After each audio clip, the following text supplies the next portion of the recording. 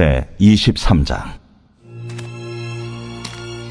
고환이 상한 자나 음경이 잘린 자는 여호와의 총회에 들어오지 못하리라.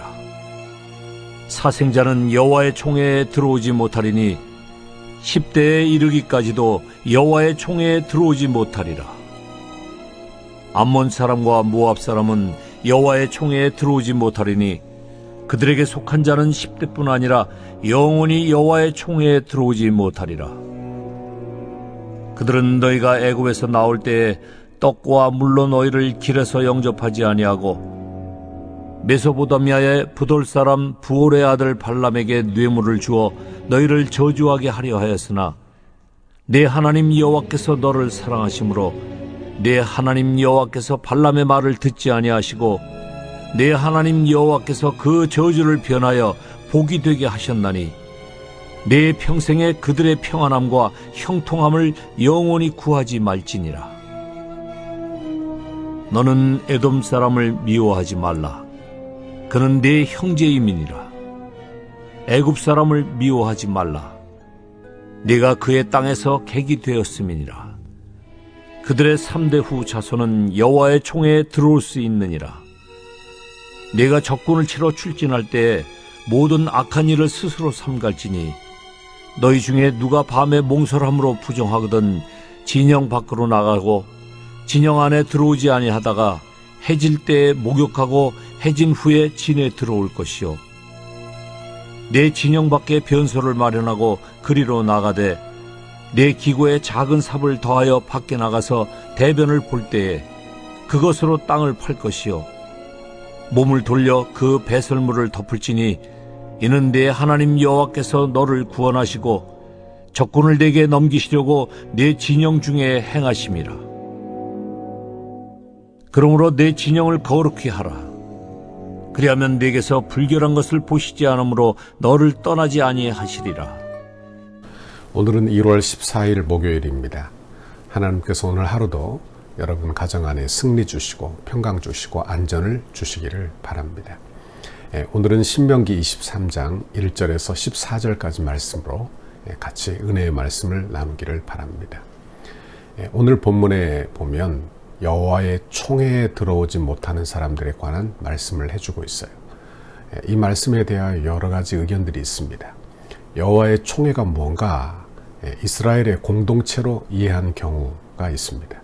그래서 이스라엘의 공동체 안에 함께 들어와 살지 못한다 이렇게 해석하기도 하고 또 어떤 학자들은 이스라엘 백성들과 함께 결혼할 수 없다 이렇게 통혼할 수 없다는 것으로 해석하기도 합니다. 그리고 이스라엘 백성으로 귀화하는 것이 금지된 사람들이라 이렇게 해석하기도 합니다.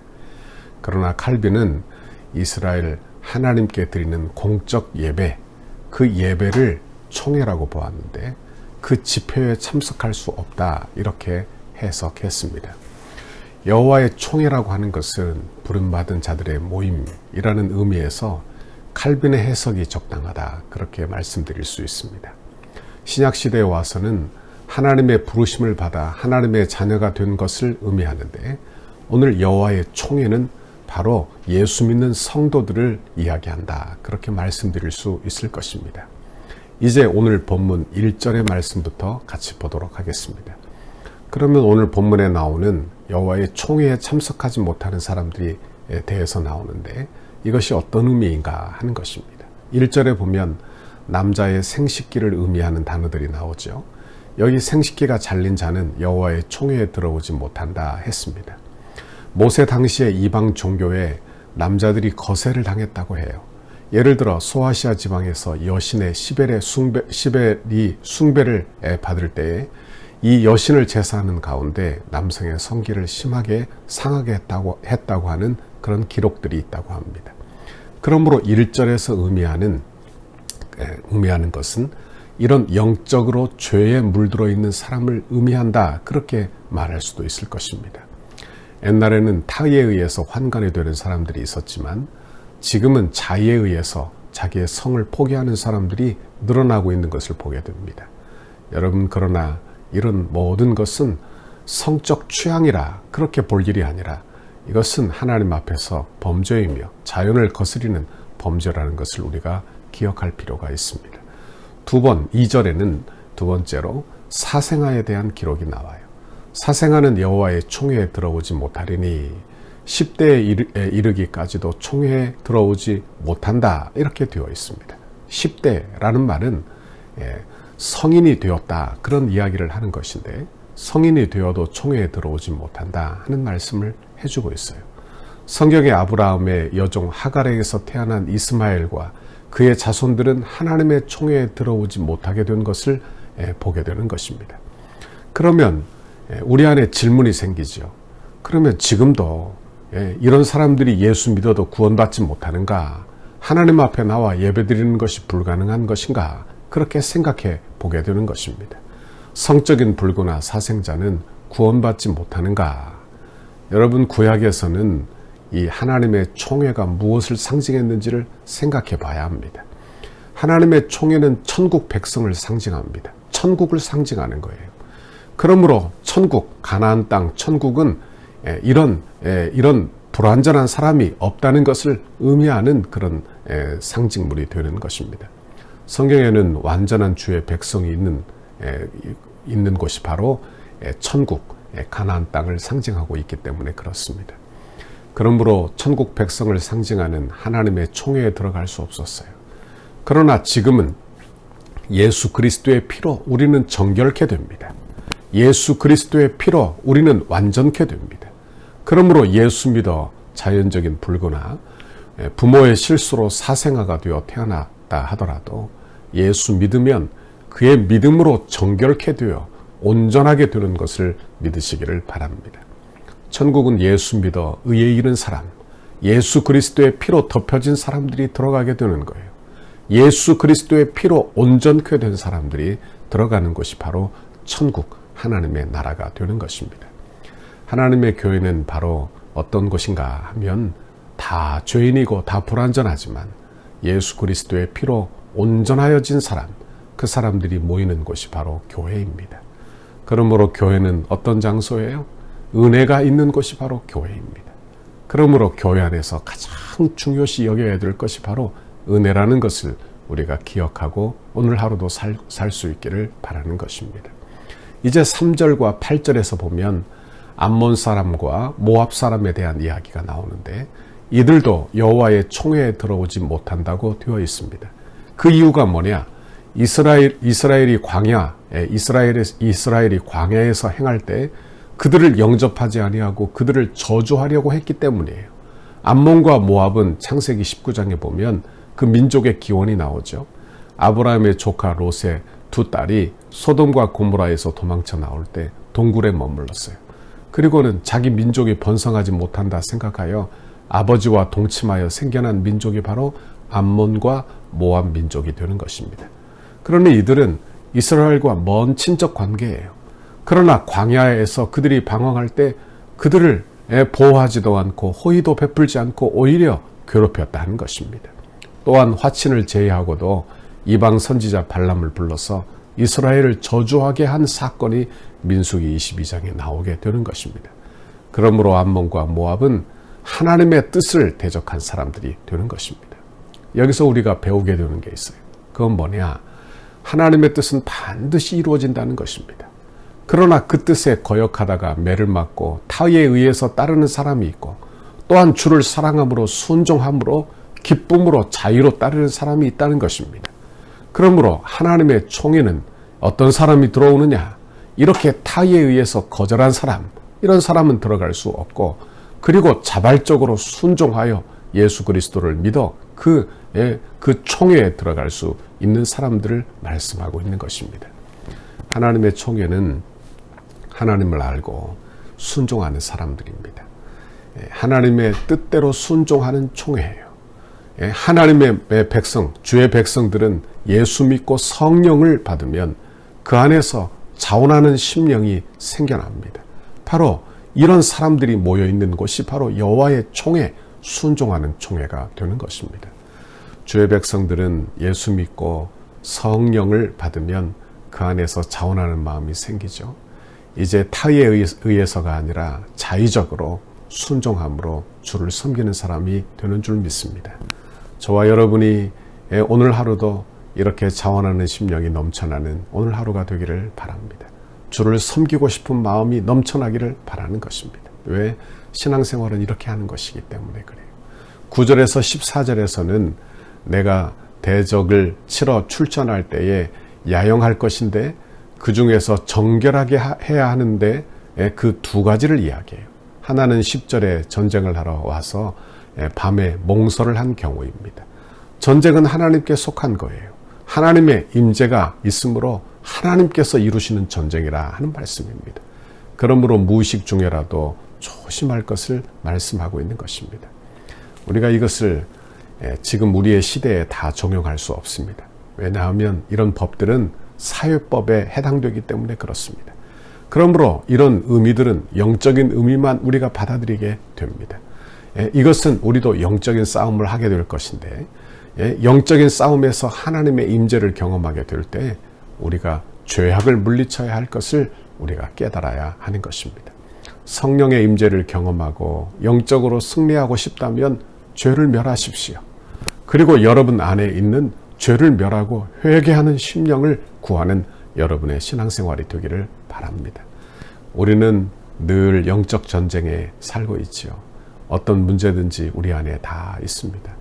이제 이스라엘 백성들이 가나안 땅을 정복하려면 영적 전쟁을 치러야 하듯이 우리도 이 땅에 살면서 영적 전쟁을 치러야 하는 것입니다.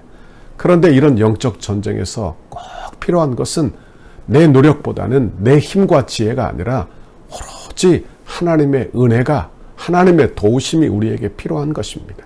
내 힘으로는 안 되는 거예요. 그러므로 하나님이 임재하시도록 거룩하고 그리고 정결하고 자기 자신을 조심하는 저와 여러분의 신앙생활, 영적 전쟁이 되기를 바라는 것입니다. 그리고 거룩한 중에 하나님의 편에 거하여 하나님이 역사하시도록 그리고 성령께서 우리를 주관하시도록 하나님께 맡기는 저와 여러분의 오늘 하루가 되기를 바랍니다. 우리도 신앙생활을 하면서 영적 전쟁을 만날 때 기억하십시오. 우리는 구별된 주의 백성입니다. 그러므로 거룩을 사모하시기를 바랍니다. 하나님 경외하시기를 바랍니다. 말씀에 순종할 마음으로 신앙생활 하시기를 바랍니다. 그리고 내 마음속에 더러운 생각과 사상을 그리고 말과 행실을 내려놓기를 바랍니다. 그리고 하나님 앞에 거룩한 예수 그리스도를 믿어 예수 그리스도의 의로 옷 입는 저와 여러분의 신앙생활이 되기를 바랍니다. 그러면 하나님의 선한 도구 될 줄 믿습니다. 반드시 하나님의 선한 도구 되는 거예요. 그러므로 오늘 하루도 이 세상을 복되게 하는 선한 도구 되기를 바랍니다. 여러분 통해서 많은 사람들이 복받게 되는 선한 도구, 제사장과 같은 그런 민족, 그런 사람들이 저와 여러분의 신앙생활이 되기를 바랍니다. 오늘 하루도 힘내시기를 바랍니다. 오늘 하루도 용기를 내세요. 그래서 신앙생활을 잘 감당하는 중에 신앙으로부터 우리의 사회생활이 이어지도록 그렇게 기도하고 신앙생활을 감당하는 저와 여러분의 오늘 하루가 되기를 주님의 이름으로 축원합니다. 같이 기도하겠습니다. 하나님 아버지 고맙고 감사합니다.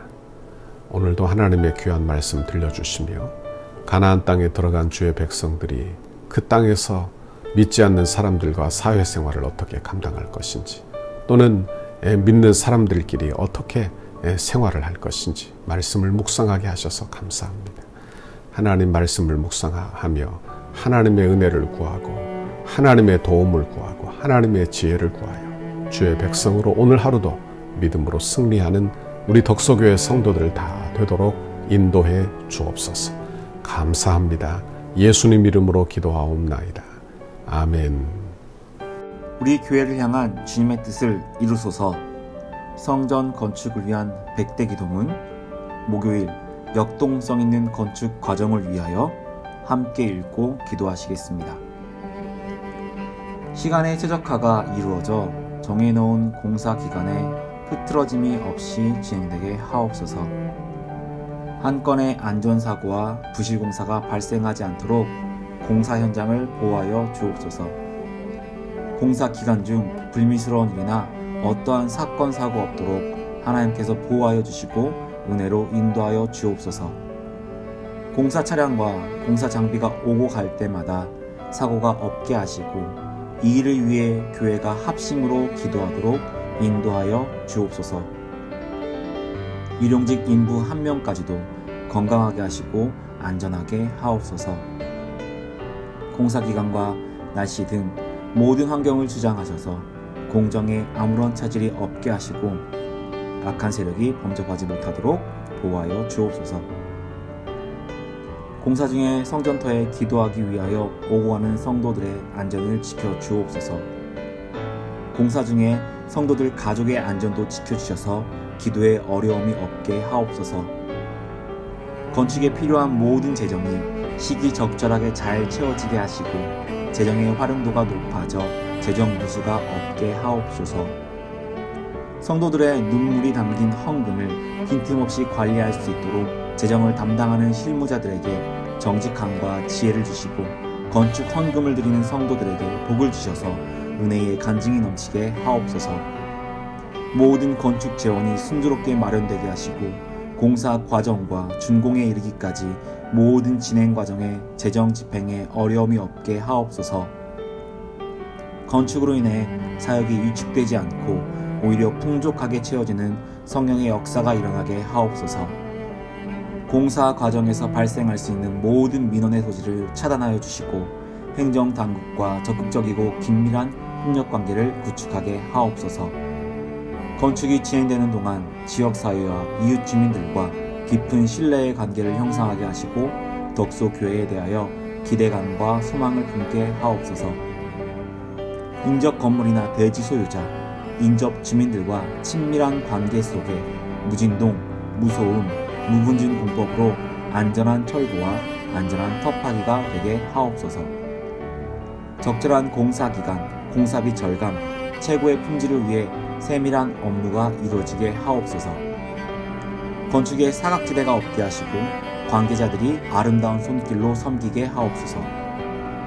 건축의 모든 과정에 지자체와 은혜로운 협력관계가 유지되게 하셔서 덕수와 남양주 지역의 영적 부흥에 긴밀한 협조가 이루어지게 하옵소서. 건축의 모든 과정을 세밀하게 인도해 주옵소서. 공정관리, 원가관리, 품질관리, 계약관리가 잘 이루어지게 하시고 조금의 지체함도 없이 계획대로 순적하게 진행, 완공되게 하옵소서. 신실한 인테리어 업체가 선정되게 하시고 가장 튼실하고 아름다운 내장이 되게 하옵소서. 건축 과정이 부흥이 시작되게 하시고 건축 현장마다 강력한 여호와 이레의 임재를 체험하는 은혜의 성지가 되게 하옵소서. 건축 감리사의 성실하고 책임감 있는 감리를 통해 건축의 마무리가 완벽하게 이루어지게 하옵소서. 예수님의 이름으로 기도드립니다. 아멘.